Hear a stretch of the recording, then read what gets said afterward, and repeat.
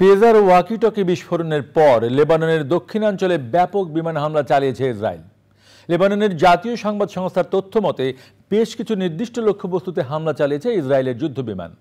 ইসরায়েলের সেনাবাহিনী বলছে ইসরায়েলের ছোড়ার জন্য রাখা শত শত রকেট ও রকেট লঞ্চার ধ্বংস করা হয়েছে।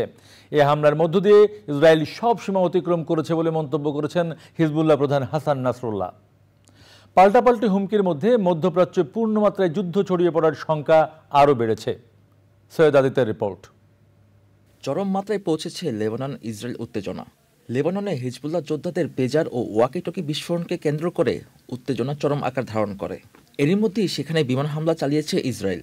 লেবাননের নিরাপত্তা বাহিনীর নাম প্রকাশে অনিচ্ছুক তিনটি সূত্র বার্তা সংস্থা রয়টার্সকে জানিয়েছে, গত বছরের অক্টোবরে গাজা যুদ্ধ শুরু হওয়ার পরেই বৃহস্পতিবারই লেবাননের সবচেয়ে বেশি বিমান হামলা চালিয়েছে ইসরায়েল। ইসরায়েলের সামরিক বাহিনী বলছে দেশটির বিমান বাহিনী লেবাননের শত শত রকেট লঞ্চার ও অন্যান্য অবকাঠামোতে হামলা চালিয়েছে। ইসরায়েলের বিমান হামলার প্রতিক্রিয়ায় হাসান নাসরুল্লাহ বলেছেন, এই হামলা স্পষ্টতই সন্ত্রাসী কর্মকাণ্ড এবং লেবাননের সার্বভৌমত্বের ওপর আঘাত। পরিণতি যাই হোক, ফিলিস্তিনের প্রতি হিজবুল্লাহর সমর্থন অব্যাহত থাকবে বলেও উল্লেখ করেন হাসান নাসরুল্লাহ।